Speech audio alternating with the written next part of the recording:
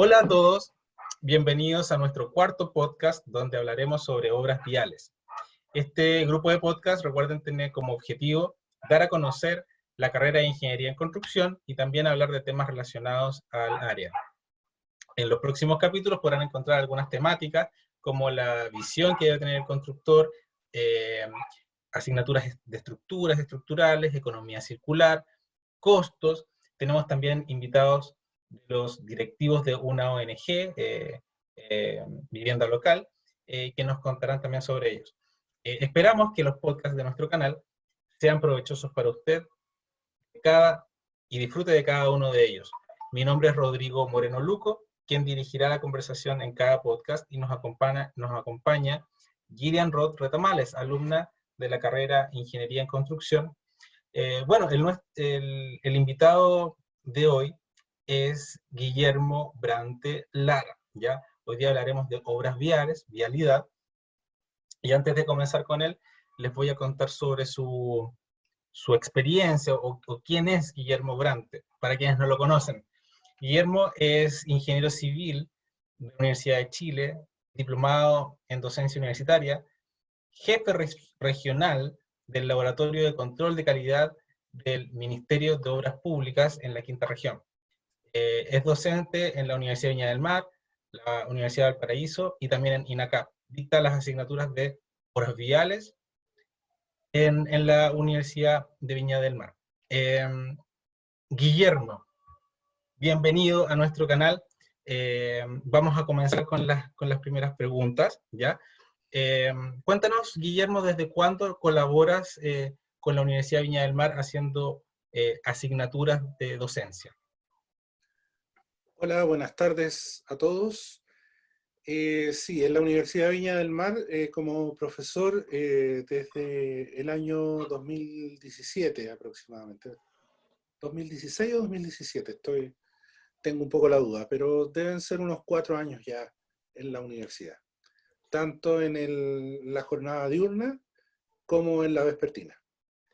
¿Y en las otras instituciones, hace cuánto que estás cerca de la Uy. docencia?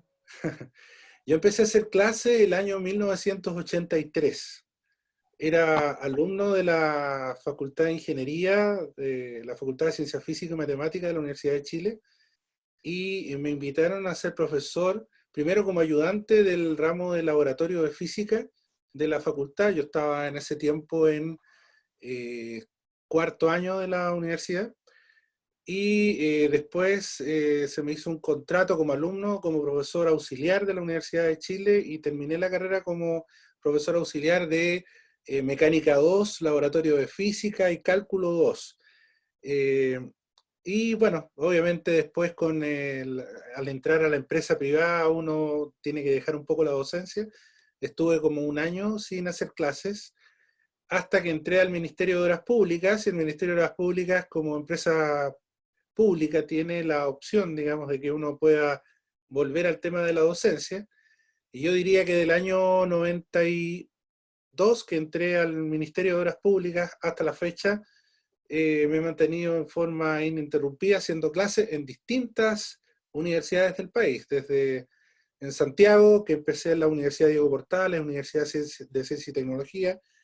Después trabajé en Copiapó, en Puerto Montt, en Temuco, y hoy día en Valparaíso desde el año 2005, haciendo clases en la Universidad de Valparaíso desde el año 2006, como comentaba, en la Viña del Mar desde el 2016, en INACAP más o menos también desde el año 2016. Sí. O sea, tengo más años de profesor que de ingeniero, en otras palabras. Oye, Guillermo, mira que cercano al ambiente académico te encuentras dentro de toda tu vida profesional. Un poco para allá va la siguiente pregunta. Eh, Cuéntanos un poco sobre tu experiencia profesional, ¿ya? Tiene que ver, obvio, con la docencia, pero ¿en qué te has desarrollado? Cuéntanos un poco para que la audiencia pueda conocerte. Sí, en realidad, cuando estaba haciendo mi trabajo de título, yo hice mi trabajo de título en el Departamento de Ingeniería en Construcción de la Universidad Católica de Santiago, a pesar que soy de la Chile, pero lo hice con la gente de la Católica. Y ahí tuve la oportunidad de trabajar ya para la Universidad Católica como ingeniero ayudante en un proyecto que tenía la Católica con el Ministerio de Obras Públicas para caminos. Se estaba estudiando cómo conservar los caminos comunales de Chile, porque en realidad hasta aquel entonces el manejo de los caminos comunales era parte de la responsabilidad de las municipalidades. Y en realidad las municipalidades se ven sobrepasadas incluso con lo que es la conservación, la mantención rutinaria de las calles, de los caminos urbanos. Entonces estaba muy complicada la cosa a nivel sobre todo de algunas urbes un poco más grandes y comunas grandes, la mantención de estos caminos comunales. Entonces nace la idea de que el Ministerio de Obras Públicas se haga cargo de esta conservación de caminos comunales y se le contrata a la Universidad Católica, particularmente a mi profesor guía, como jefe de proyecto, eh, hacer un estudio para la conservación de caminos comunales. Y ahí con otro compañero, ¿no es cierto?, entramos a trabajar como ingenieros ayudantes. Estuvimos como un par de años en eso, un año y medio, una cosa así, y en esa oportunidad se me dio la oportunidad de empezar a trabajar en una empresa constructora de caminos, ¿ya? Y trabajé un año con Constructora Internacional en Santiago, en el área privada, digamos, de caminos, hasta que estamos hablando del año 92, claro, un año que no fue muy bueno para la economía nacional y no hubo muchas propuestas, la empresa no se ganó propuestas tampoco, y me quedé sin trabajo. Entonces rápidamente tuve que recurrir a los contactos que había hecho cuando estaba como alumno en la Católica, porque en esa oportunidad como ingeniero ayudante, el mismo director nacional de vialidad de aquel entonces nos ofreció pega a mí y al compañero de proyecto.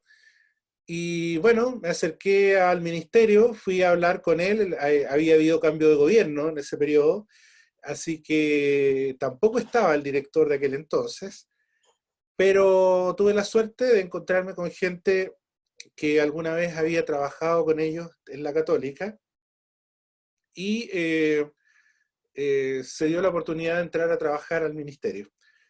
Esto fue el año 92 y hasta el día de hoy me he mantenido en el Ministerio de Obras Públicas desempeñando primero cargos, primero como inspector fiscal en Copiapó, me fui a Copiapó un par de años, después estuve como inspector fiscal también en Temuco, y en Puerto Montt ya asumí como jefe de laboratorio regional en Temuco, una región bastante grande, hasta el año 2005. Del año 2005 me trasladé más bien por un tema de salud de mis hijos, acá a la zona central, y me he mantenido como jefe de laboratorio regional acá en la región de Valparaíso, en todo lo que es el área vial. Entonces ya en realidad en el área de laboratorio tengo más o menos, estamos hablando de 2005, serían 15 más 5, como 20 años en el área de laboratorio. Ajá. Ese ha sido más bien digamos, mi recorrido laboral, y siempre ligado, prácticamente siempre, porque estuve un par de meses trabajando para una empresa constructora del área de edificios, y que es otro mundo, digamos, en realidad, pero el resto de mi tiempo laboral ha estado siempre dedicado al tema de caminos. Bien, pues, oye, Guillermo, de todos esos proyectos que te ha tocado acompañar, ¿no es cierto?, al ministerio, eh, ¿cuál ha sido el mayor desafío para ti y por qué? A ver, de todo de lo que me puedo acordar hoy día como proyectos, quizás cuando me fui a Temuco el año 92, me tocó un desafío importante, un aumento perdón, el año 93 fue esto, claro, hubo un proyecto de repavimentaciones grandes en todo lo que es el sur de Chile. Y me tocó estar a cargo de 3 pavimentaciones que eran parte de una red en la provincia de Malleco, que era alrededor de 60, 70 kilómetros de caminos pavimentar. Y bueno, se daban dos cosas. Por un lado era una obra muy grande, en monto también muy grande, y por otro lado yo era un ingeniero muy joven, entonces era un tremendo desafío estar a cargo de eso. Y la otra experiencia interesante que recuerdo es cuando en algún momento ya llevaba unos 4 años en la dirección regional de Temuco y me entregaron la responsabilidad de hacerme cargo de la construcción del puente Ayipén, que es un puente que está, el río Ayipén es un río que está entre Temuco y Villarrica, digamos, que tiene un caudal interesante y que había que hacer un puente, digamos, con vigas metálicas y con estructura, no la viga simplemente apoyada, digamos que normalmente son los puentes, sino que era con un sistema de vigas Gerber, que estructuralmente era un desafío. Entonces, eh, para mí fue muy interesante estar a cargo de ese contrato, llevarlo hasta el término, digamos, y verlo hasta el día de hoy, ¿no es cierto? Cada vez que paso por ahí, me recuerdo que alguna vez estuve en esa obra, digamos. Gracias, Guillermo. Oye, con todos estos años de experiencia en obras viales, ¿tú cómo nos podrías definir ingeniería vial? ¿Qué es para ti la ingeniería vial?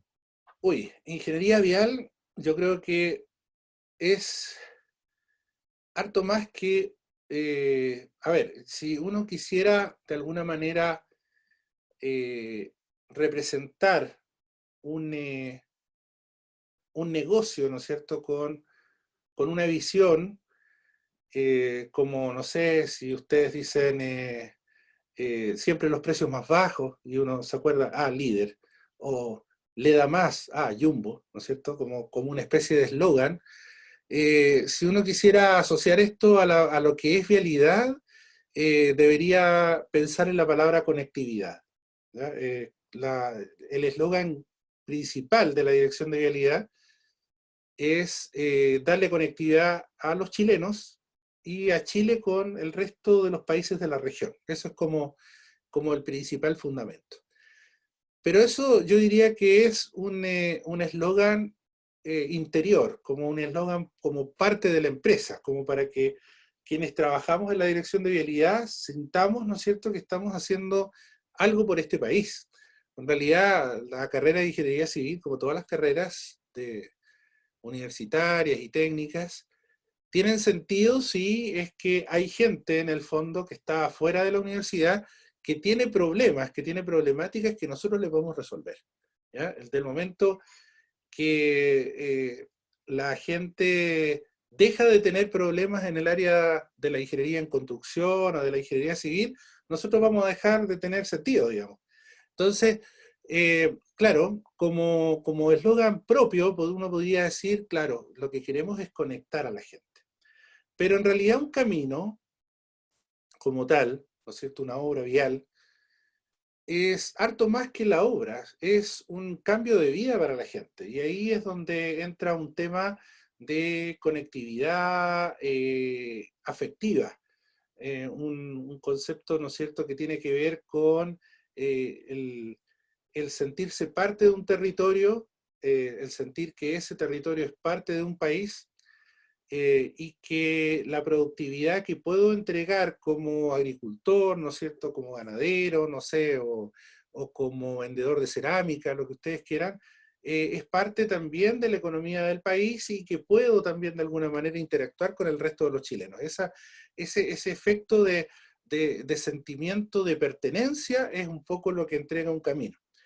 Y eso es lo que hace súper motivante el trabajo vial después, en definitiva, cuando uno está en terreno, ¿ya? Porque cuando uno trabaja en una oficina y con planos y qué sé yo, y proyecta la mejor de las curvas y qué sé yo, claro, es un trabajo de escritorio muy técnico, muy apoyado en la ciencia, pero quizás la mejor de las satisfacciones la tiene uno cuando construye, coloca la última tacha arriba del camino y la gente, la población está feliz y le cambia la vida y a uno le hacen un asado, ¿no es cierto? Y lo invitan y hacen una celebración y un desfile y qué sé yo, porque la gente se siente terriblemente agradecida porque ha sido considerada. Normalmente los trabajos que tiene la Dirección de Vialidad, del punto de vista vial, están fuera de la urbe, están fuera del radio urbano y lejano al radio urbano normalmente.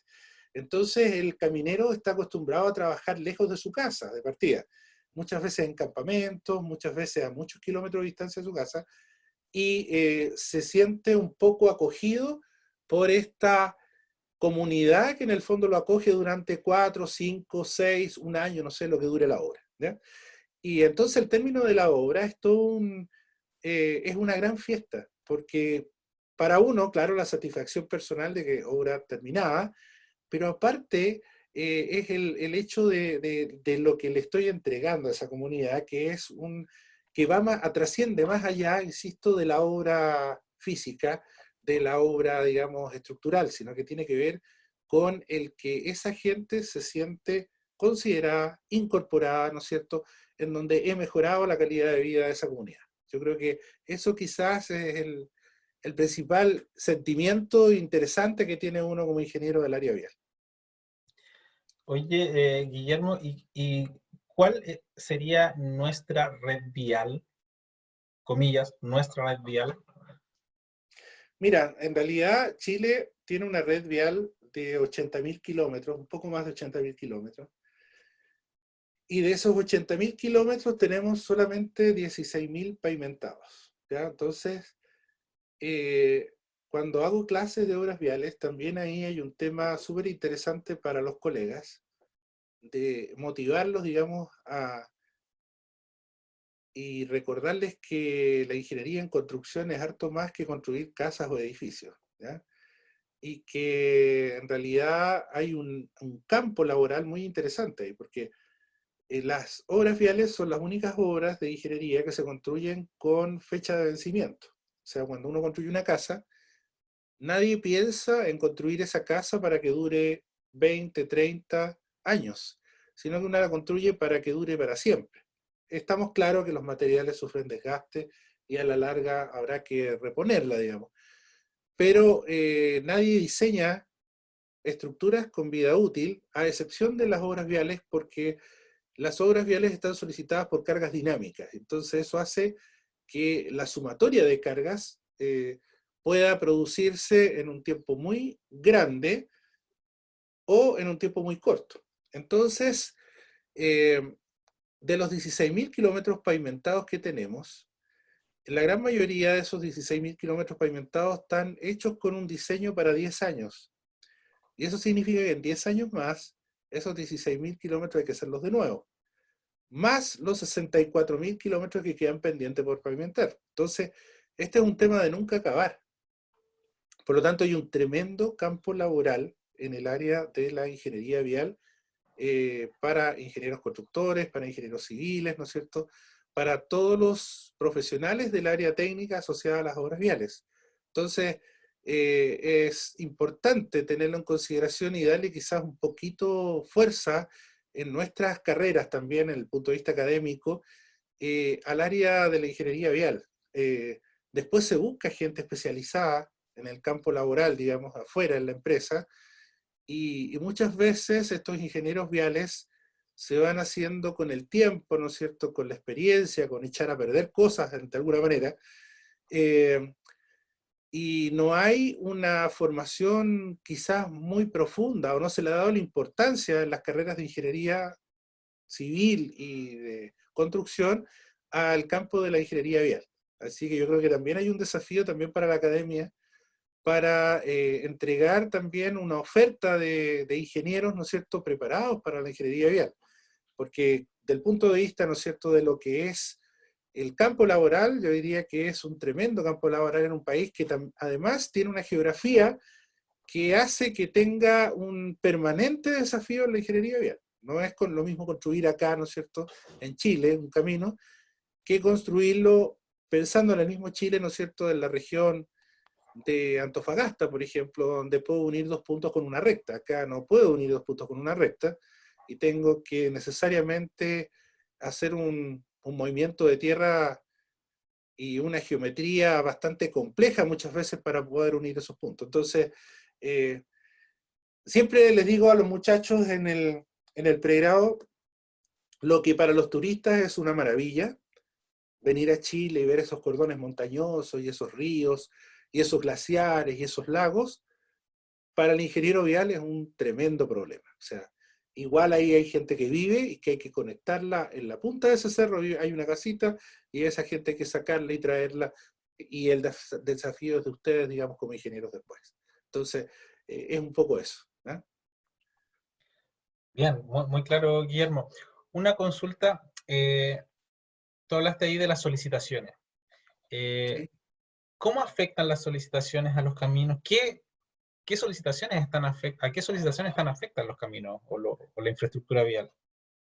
Sí, bueno, un camino, para hacer un paralelo, ¿ah? Con lo que quizás todos entendemos más que son las estructuras, las casas, los edificios.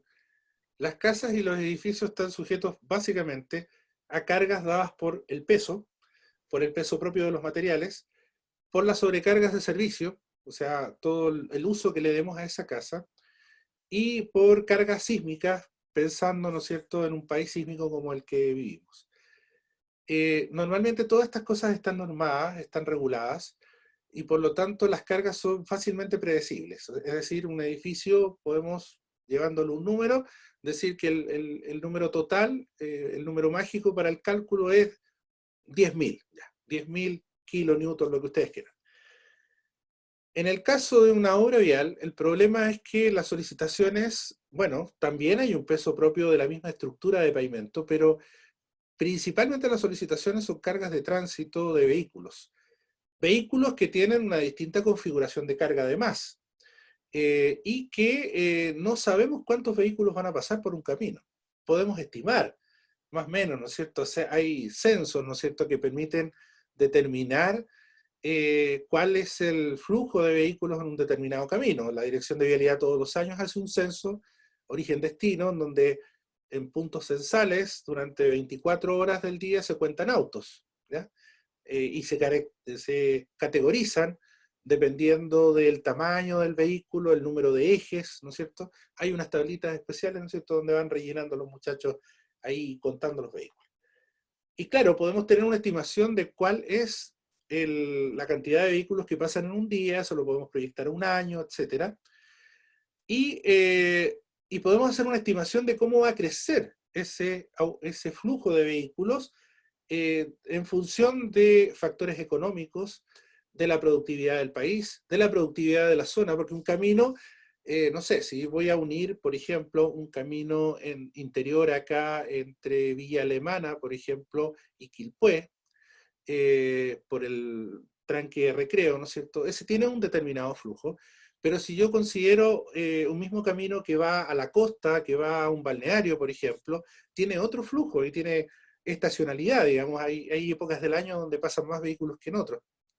Entonces, la proyección porque hay que pensar a futuro, tenemos que necesariamente tener como una bolita de cristal y decir, mire, a ver, vamos a diseñar un camino, y por eso les decía que un camino tengo que diseñarlo para una vida útil, o sea, como estos productos del supermercado que tienen fecha de vencimiento, digamos.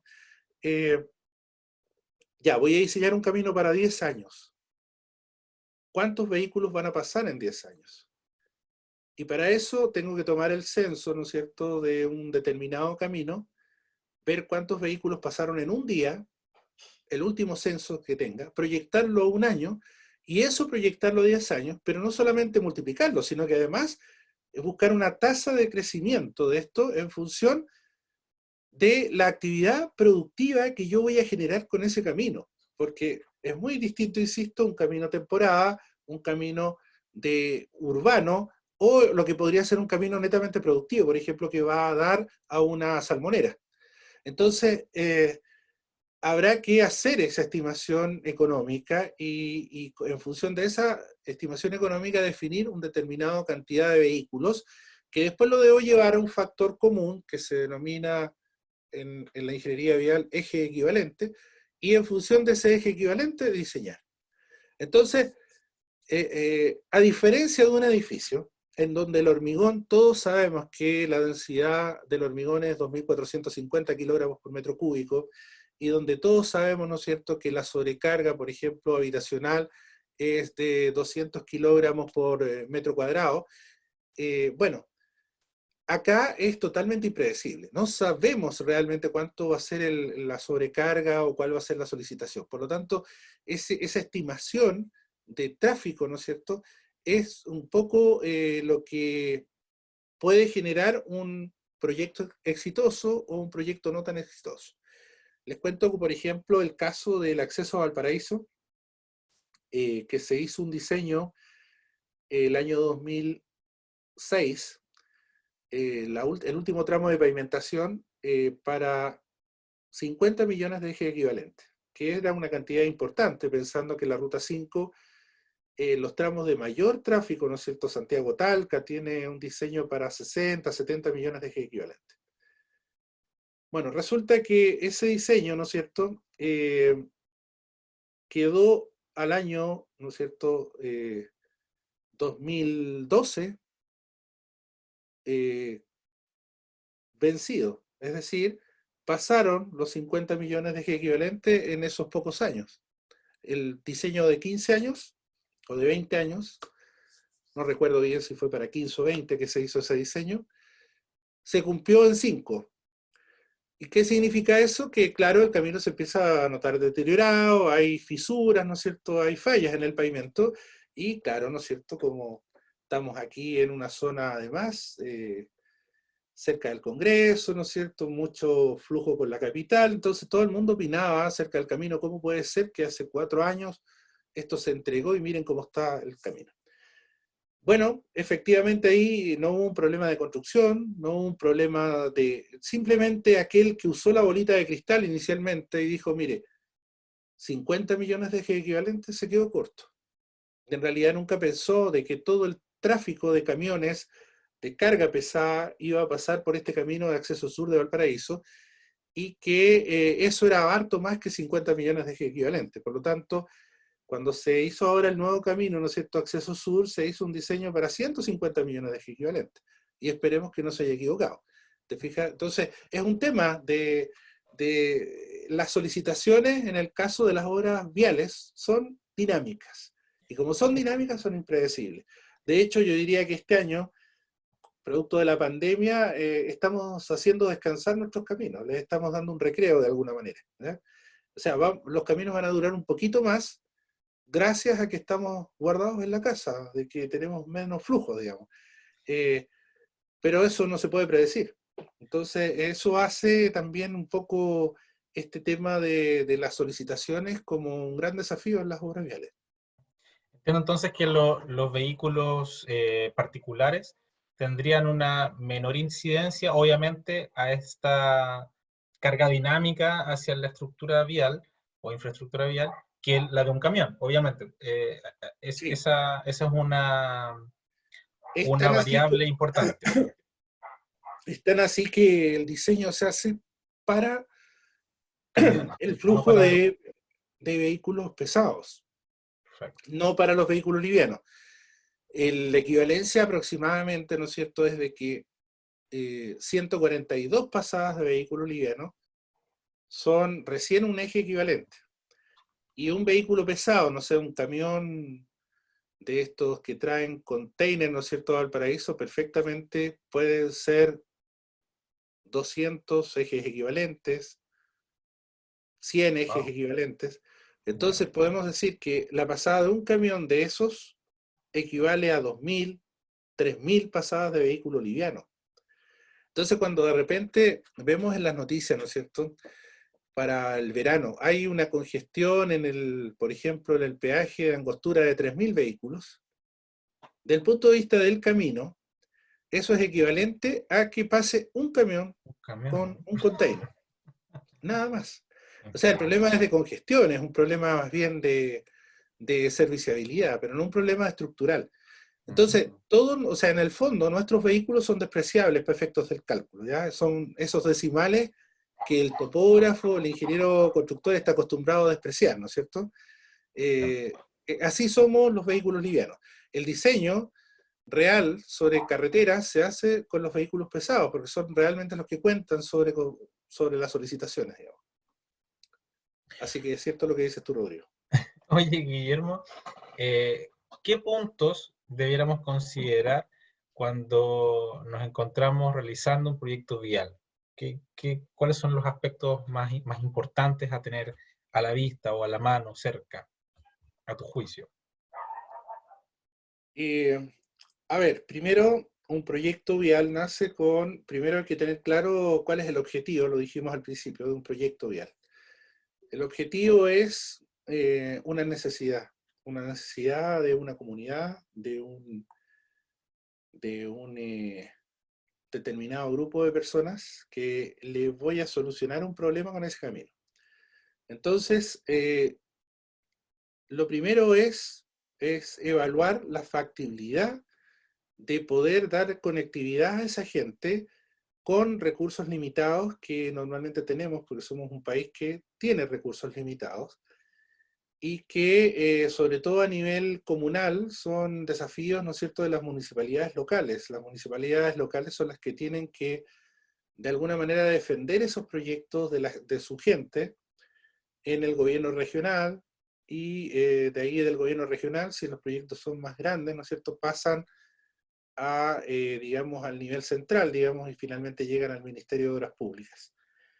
Entonces, yo diría que los puntos a considerar, por un lado, es que este proyecto sea un proyecto que socialmente solucione problemas de una comunidad y que sea efectivamente un problema que sea sensible a las autoridades.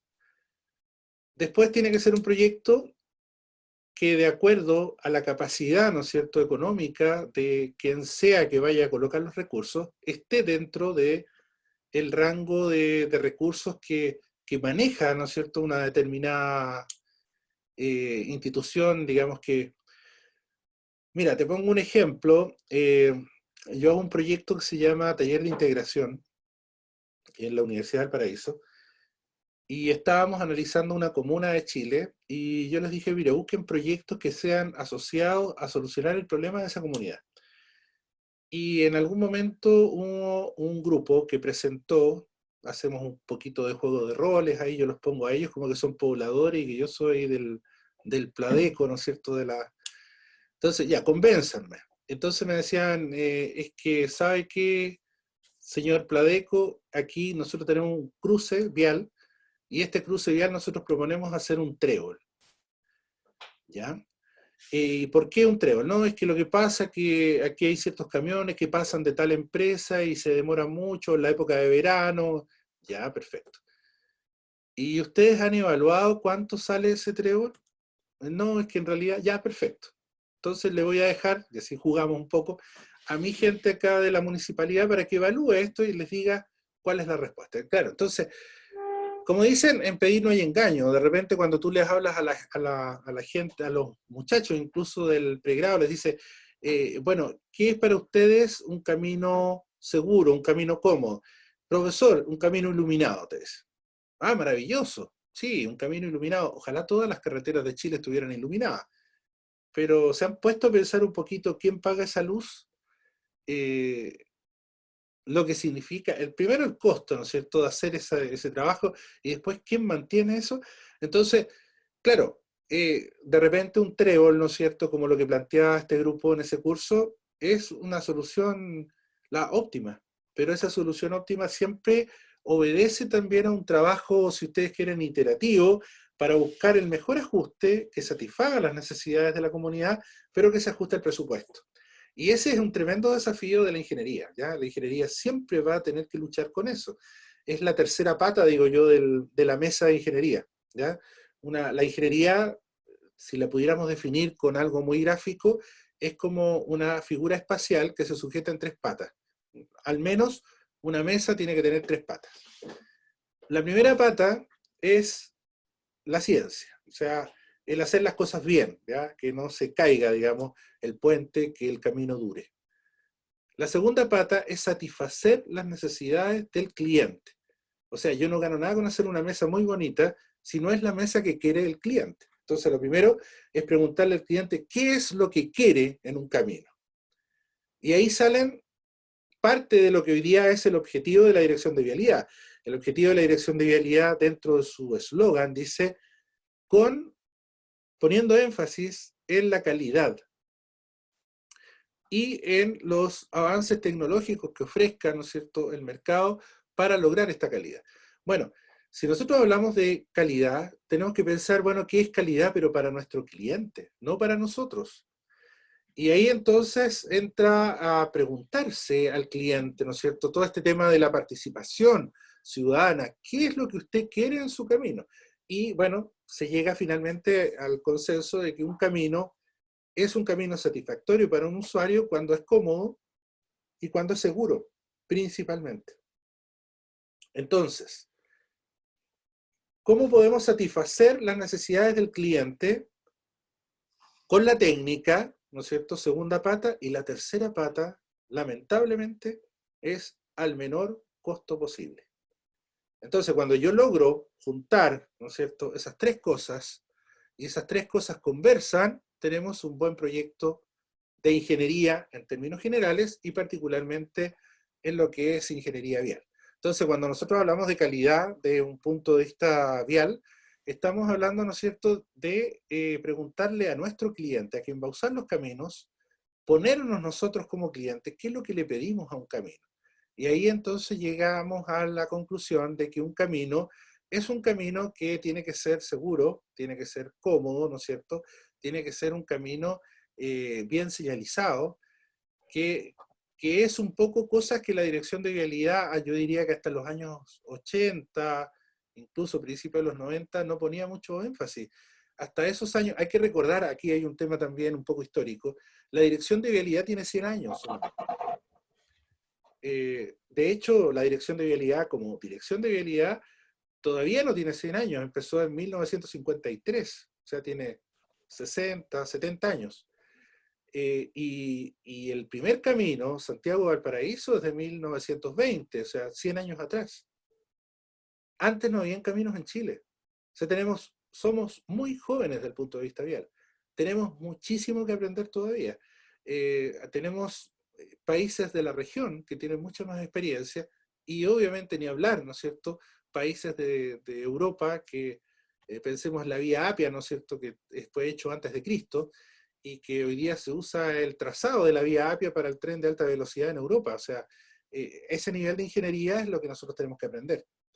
Eh, estamos recién aprendiendo, estamos en una etapa todavía, digamos, de aprovechar el conocimiento hoy día, el tema de las redes sociales, ¿no es cierto?, de esta comunicación global, nos permite estar mucho más cerca de lo que son las nuevas tecnologías. Pero esas nuevas tecnologías, la idea son ponerlas al servicio de la comunidad. O sea, el eslogan que decía, ¿no es cierto?, preocuparnos de la calidad, o sea, lo que quiere nuestro cliente, pero siempre atento a lo que son las innovaciones, lo que es la tecnología, ¿no es cierto?, en servicio de lograr estos caminos que tengan, entre comillas, calidad. ¿Ya? Eso, yo diría que esas son las cosas principales en un camino, en una obra vial. Agradezco, Guillermo, la respuesta más completa que, que podía haber esperado. Eh, Mira, quería hacerte ahora una última consulta de la técnica vial, ¿no es cierto?, de tu especialidad. Eh, Tú has podido investigar una línea diferente, ¿no es cierto?, sobre relacionado con la reutilización de escoria minera, ¿ya? En base a ello, nosotros sabemos de eso de lo que tú has desarrollado. ¿Nos podrías contar un poco sobre la reutilización de escoria minera, las bases de caminos, de infraestructura vial? Sí, en realidad es un tema que a mí me apasiona, el tema de poder generar de alguna manera a través de estos años de experiencia en caminos, buscar la forma, ¿no es cierto? Y adaptándonos un poco a lo que es la nueva ingeniería, buscar alternativas de ingeniería con un poco más de economía circular, es decir, de poder reutilizar recursos que hoy día están siendo considerados desechos, ¿ya? Y en ese orden de cosas nace en el año 2015 la inquietud de en conjunto con la que en aquel entonces era Seremi de Salud y Seremi de Medio Ambiente, la utilización de 40 millones de toneladas que tiene la refinería de Codelco en algo. ¿Ya? Ellos en realidad no sabían en aquel entonces qué hacer con eso. En realidad es un tema, la comuna de Quintero Puchuncaví está tremendamente dañada desde el punto de vista ambiental, que ha generado problemas sociales además en la comuna. Entonces, poder utilizar esa escoria en algo, ellos proponían, coloquémoslo en las plazas, decían, Codelco de hecho ofreció donar 2 millones de toneladas de escoria para ser utilizada en mejorar de alguna manera plazas, veredas de Puchuncaví y alrededores. Entonces, bueno, en aquel entonces, en representación del ministerio, me tocó asistir a esa reunión y les planteé la alternativa de que podíamos estudiar esto como material para la utilización como árido en la construcción de obras viales. Porque en realidad cuando uno construye una obra vial gasta mucho, mucho material pétreo. Y la realidad es que Chile, ¿no es cierto?, está ocupando sus áridos naturales, vírgenes, ¿no es cierto?, de sus ríos, y los está sobreexplotando. Particularmente el río Aconcagua acá está terriblemente explotado ya, desde el punto de vista de la extracción de áridos. Y por otro lado tenemos estos tremendos acopios de material que nadie sabe qué hacer con ellos, y que todos tienen un pánico tremendo porque lo asocian, ¿no es cierto?, a la contaminación de ventanas y a que un material contaminante que puede percolar, digamos, algún tipo de contaminante a la agricultura. Entonces tampoco le ven como mucha solución al tema. Entonces en aquellos años, estoy hablando del 2015, empezamos a investigar este tema con algunos alumnos de la Universidad de Valparaíso. Finalmente esto lo expusimos en un provial de acá de la región de Valparaíso el año 2016, en donde sacamos nuestros primeros resultados ya, en donde demostrábamos primero que este árido era factible de utilizar como árido de obras viales. O sea, cumplía con las especificaciones técnicas que hoy día establece el manual de carreteras. Pero ahí quedábamos todavía un poquito con al debe, ¿no es cierto?, con la Cámara Chilena de la Construcción, si ustedes quieren, ¿no es cierto?, con el constructor, que se pone en la siguiente posición. Dice, bueno, una cosa es que el árido funcione como árido para hacer mezclas o para hacer bases granulares, que cumpla con los requisitos que me pide el manual de carreteras, pero otra cosa es que esta cosa dure en el tiempo, y yo tengo responsabilidad civil, 5 años, penal, 10 años sobre los caminos, por lo tanto me voy a meter en un tremendo problema si tengo problemas con este árido a largo plazo. Bueno, esa duda hizo que proyectos como la concesión de los Andes Quillota, digamos, en la continuación de la 60CH, que había considerado dentro de su proyecto utilizar la escoria particularmente de Chagres, producto de los estudios que hicimos en el laboratorio, se desistiera y prefirieron traer material de otro lado, no correr el riesgo. Y mientras tanto yo me puse a trabajar con otros memoristas en poder probar si es que este material, cómo se comportaba en el tiempo.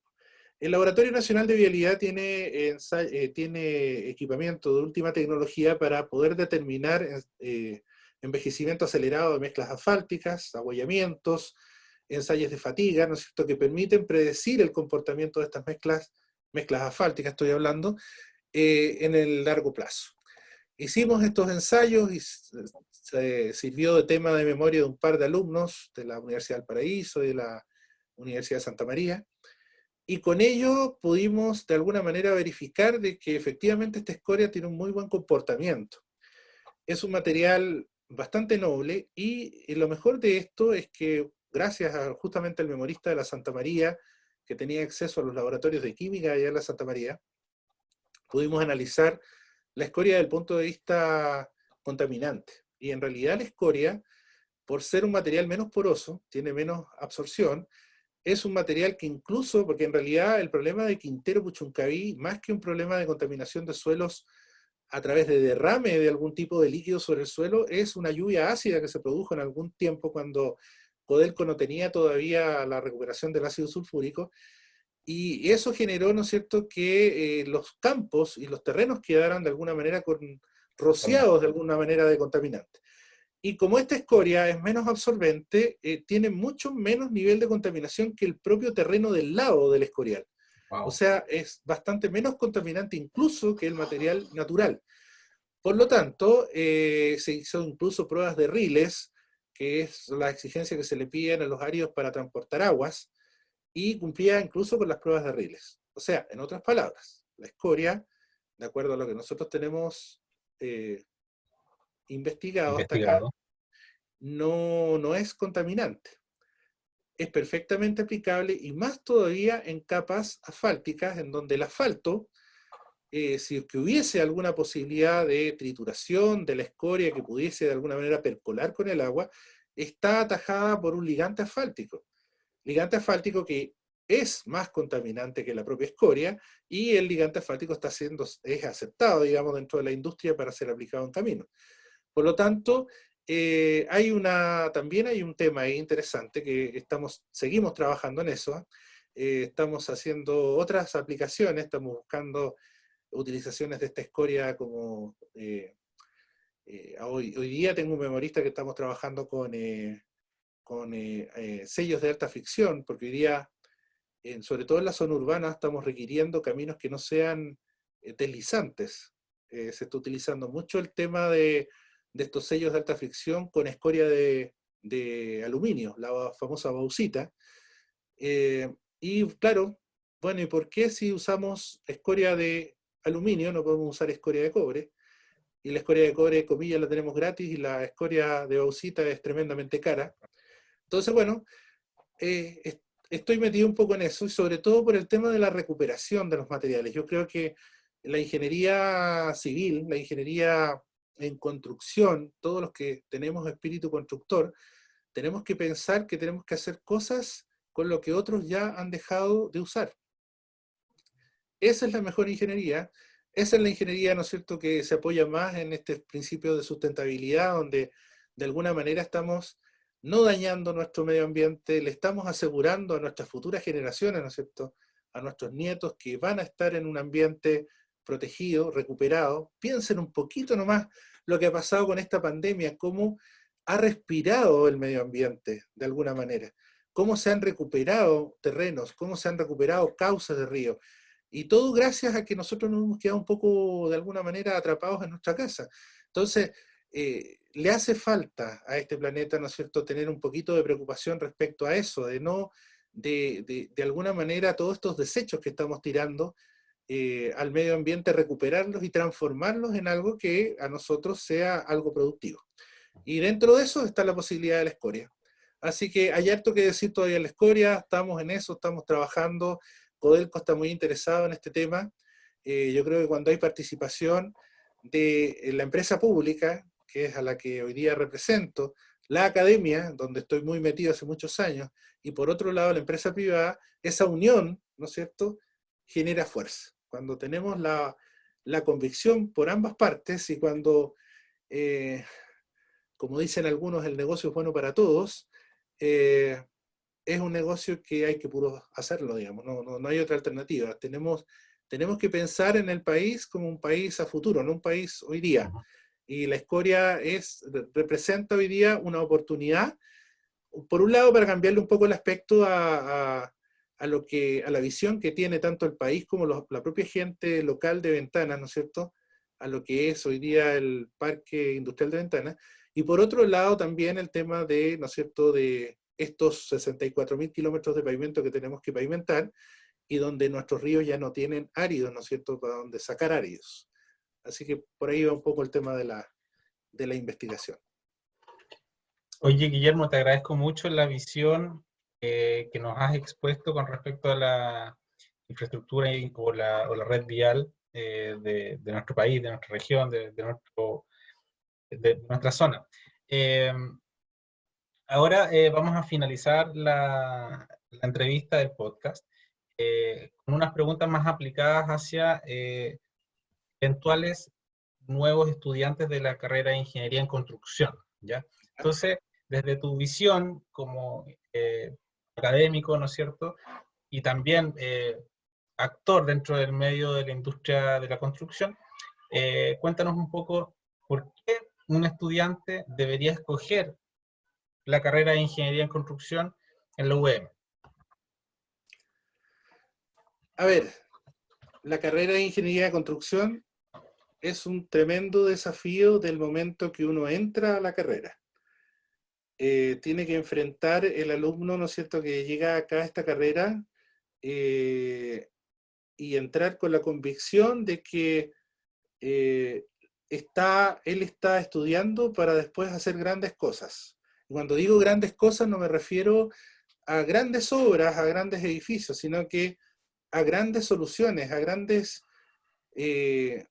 resultados que finalmente satisfagan, ¿no es cierto?, un montón de necesidades que tiene la gente en el área de la construcción, desde la pavimentación de una calle, desde colocar un muro de contención en una zona que está construida, ¿no es cierto?, bordeando cerros y que necesitamos de alguna manera retener estos derrames de material, en todo lo que son los recursos hidráulicos, que cada día son más escasos, todo esto que es la generación de energías, ¿no es cierto?, renovables.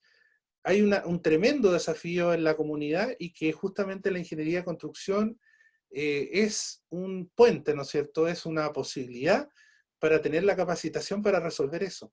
Entonces, yo creo que ahí hay una gran motivación para todos aquellos que tenemos ese espíritu de construir cosas, y como yo les contaba el caso del puente Allipén, que cada vez que paso por ahí, digo, oye, alguna vez yo estuve cuando se colocaron estas vigas. Yo creo que esa es una tremenda satisfacción. Yo creo que yo creo que es similar al efecto que pasa, ¿no es cierto?, cuando un médico, no sé, ginecólogo, ve a alguno de nosotros, ¿no es cierto?, con 40 años, 50 años, y dice, oye, pensar que yo lo vi nacer a este compadre. Yo lo saqué de la guatita de la mamá y tuvimos todo lo que le costó, ¿no es cierto?, recuperarse, y mira lo que es hoy día. ¿Ya? Yo creo que pasa un poco eso, el ver las obras como de alguna manera están haciendo, de alguna manera, este país un poquito mejor, un poquito más cercano, más inclusivo, más de todos los chilenos, y que de alguna manera se sienta, ¿no es cierto?, de que el estudiar en una carrera, ¿no es cierto?, como la ingeniería en construcción puede aportar. Ahora, el plus que nos da, ¿no es cierto?, la Universidad de Viña del Mar, es que la Universidad de Viña del Mar tiene un fuerte enfoque regional. Y ese enfoque regional nos hace acercar el zoom, porque uno puede mirar la ingeniería con un zoom bastante más amplio, ¿no es cierto?, y pretender hacer un tranque de relave en Dubái, ¿no es cierto?, que es muy, ¿no es cierto?, loable hacerlo a lo mejor. Pero yo creo que también tenemos que pensar un poquito más en lo que es nuestra región, ¿no es cierto? Nuestra región tiene una tremenda cantidad de desafíos. Se nos viene un tremendo desafío hídrico en la zona norte, ¿no es cierto? Tenemos un tremendo desafío en todo lo que es la costa.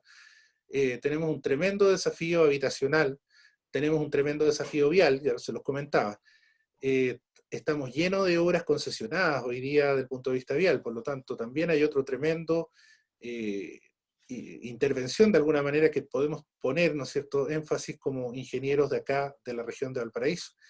Y ese énfasis especial, ¿no es cierto?, particular, el conocer nuestro territorio, el conocer nuestros materiales, el conocer nuestra forma de construir, ese énfasis lo pone la Universidad de Viña del Mar, particularmente la Universidad de Viña del Mar. Lo puedo decir con propiedad de haber trabajado en distintas universidades del país, en donde universidades más nacionales, como en la propia Universidad de Chile, donde yo me eduqué, colocan un énfasis mucho más global, un énfasis mucho más nacional. Pero la Universidad de Viña del Mar coloca un énfasis bastante más regional al tema, y eso hace, ¿no es cierto?, de que generar un semillero, ¿no es cierto?, de ingenieros constructores más cercanos a la industria nuestra, más cercanos al propio territorio, a la gente, a lo que realmente nos está pasando. El gran problema que tenemos del punto de vista global, no solamente en la construcción en este país, es que las decisiones se toman a nivel central y muchas veces descuidan temas que son muy importantes a nivel regional.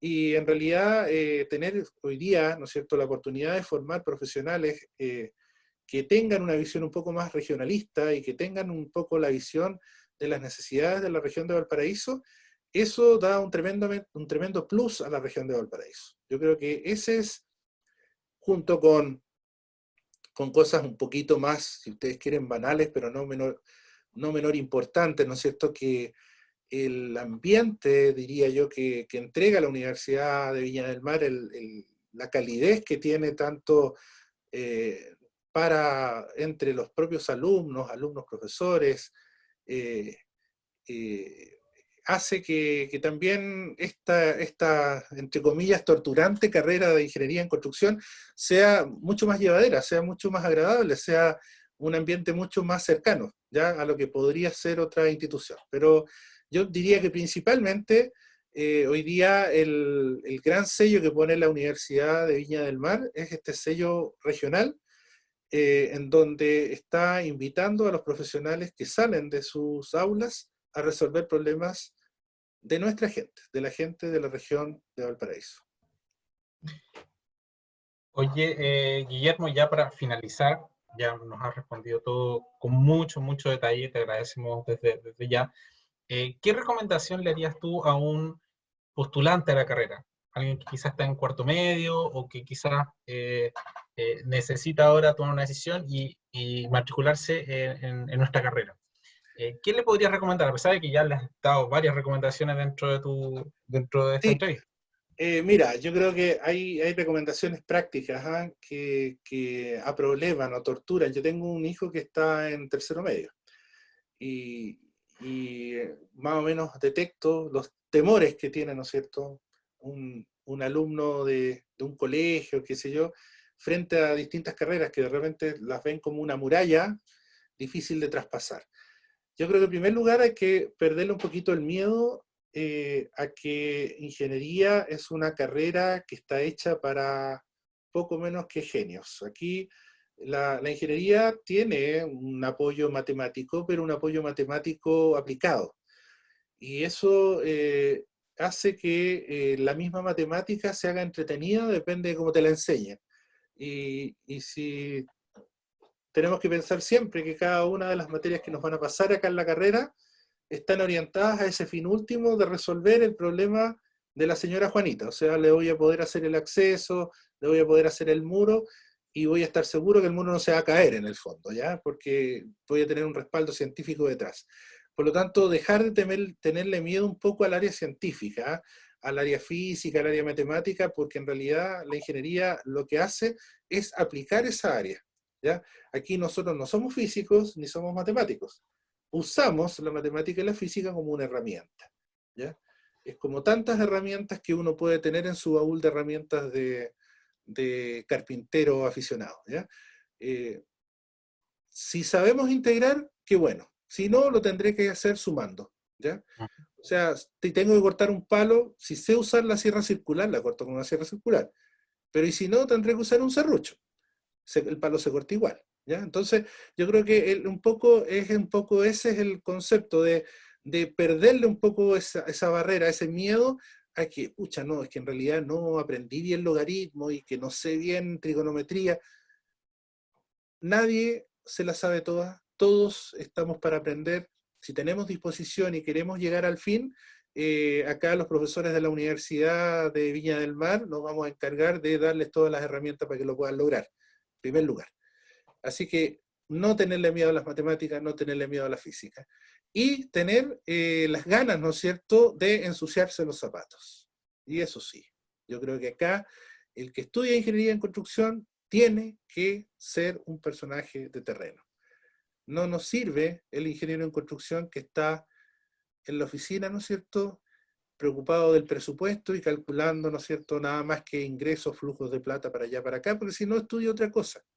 Aquí nosotros tenemos que conocer nuestro terreno, tocar nuestro terreno, conocer a quién va a ocupar la casa, a quién necesita ese tranque de relave, quién necesita esa agua potable rural, no sé.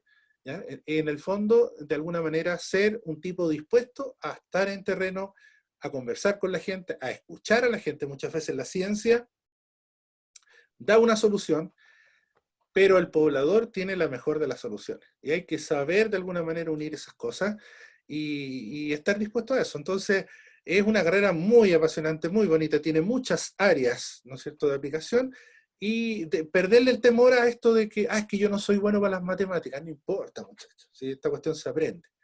Miren, los primeros años, a lo mejor, el primer año van a tener que calcular sin calculadora. De ahí para adelante, olvídense, van a tener una calculadora al lado, así que no se urjan por el cálculo, úrjanse por el razonamiento, por el estar dispuesto a pensar, ¿no es cierto?, la mejor de las soluciones. Eso sí es un tema que obviamente lo tienen que aprender a hacer porque finalmente tenemos que solucionar problemas. Pues entonces afuera no nos van a pedir un ejercicio, nos van a pedir un problema. Y ese problema tenemos que llegar a la solución. Así que adelante nomás, con ánimo a postular los que les guste el cuento de la construcción y ya los vamos a ver después en terreno. Oye, Guillermo, te agradezco mucho todos tus consejos, vivencias, experiencias que nos has podido contar hoy. Eh, y bueno, a nuestros auditores les damos las gracias también por acompañarnos hoy en nuestro cuarto podcast. Esperamos que nos sigan escuchando. El tema de nuestro quinto podcast, el siguiente, es de la visión que debe tener el constructor, así que para que no se lo pierdan. Mucho gusto, buenas tardes.